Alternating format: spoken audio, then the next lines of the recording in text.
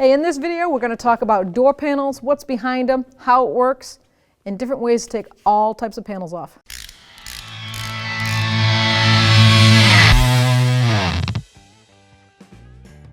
So to remove this door panel on this particular generation GMC, we have locations behind this plastic. You'll take a trim tool and just pop that off. And there's two mounting bolts. They're 10mm socket. That's the good thing, is that it's the same socket for any mounting bolts. Then you'll go behind the indoor handle here. There's a little tab. You'll put a small screwdriver in there or part of the plastic trim tool. Pop that cover off. There's another bolt back there. You're going to remove the rear view mirror triangle. It's just clipped on there, so you'll take a tool, pop that off. I like to take the main switch out because I like to disconnect the electrical. For me, it's easier, then I can just put it aside. On the door switch, the electric lock switch, you're going to remove this little tab. Just pull that out and then slide that up. And then you're going to eat your Wheaties, take your trim tool, pop it in there and just give it a great pop all the way around, and the panel's going to come right off. So there's all different types of door panels, and they do all come out in different ways. Some will have just one or two mounting bolts, and you'll have to pull the whole door panel straight up because it has plastic ears in the back. That's a Ford trait.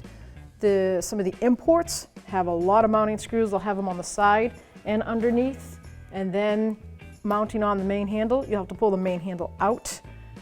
There's always usually a mounting screw behind a trap door, or hidden door, shall I say, panel right behind the inside handle.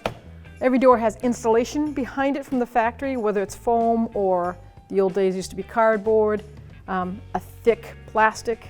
It's important to put it back, even if you tear it, then tape it with package tape or duct tape.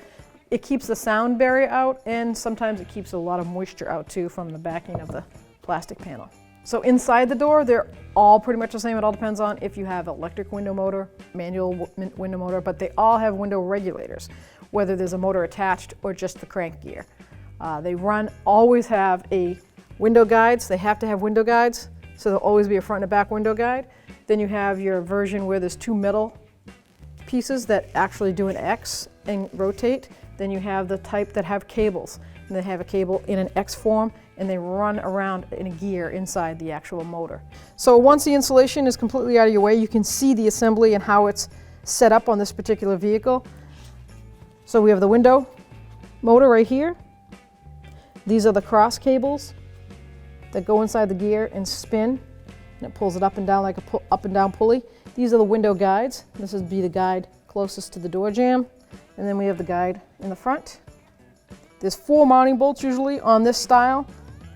We have one up here, one here, one down there, and one here. You can just slightly loosen the top ones up. As you can see, it's slotted. Take the bottom ones completely out and pull the arms up, and then the regulator will come out. After you dismount the motor, it's got one mount here by the looks of it, and here.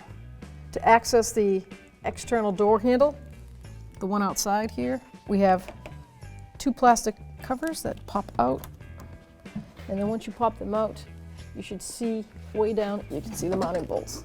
So to access the external handle, you would take the plastic little boot out here, and you can go straight in with a socket and extension. Take this one out, and then further down the door panel here, and take that one out. So the outside, the actual door latch here, is 3 mounting screws on this surface, and then these 2 right here. Then you have to undo the plastic clips that you see there on that linkage. This is the actual outside door handle rod right there. And then you have the manual lock rod right there. And on this particular model, to access this speaker, it's held on by 1 bolt on the top here. Take that off, and then there are fingers that are holding it down. Slide it forward and disconnect the electrical connector. Now to replace the side mirror, you actually do have to take the whole panel off, and the reason for it is the electronic wire that goes all the way down to here.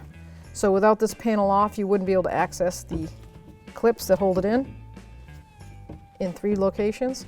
Take that foam out of the way, and there's always 3 mounting screws right here, dismounted. So once you unplug it, dismount the screws, and guide the electrical wire through the access hole.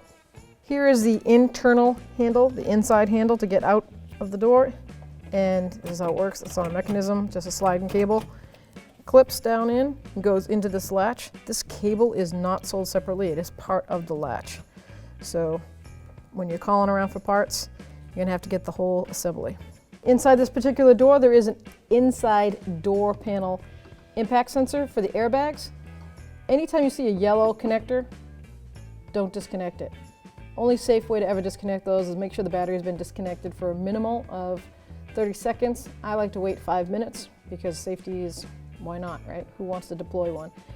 Probably won't happen, but there is always that slight chance that it can happen. So I hope you found this video helpful, maybe even a little fun, learn something. Don't forget to subscribe, ring that bell, turn on all notifications, because we have 1,000 videos like this, and some in real deep depth and some short ones. Have fun, be safe.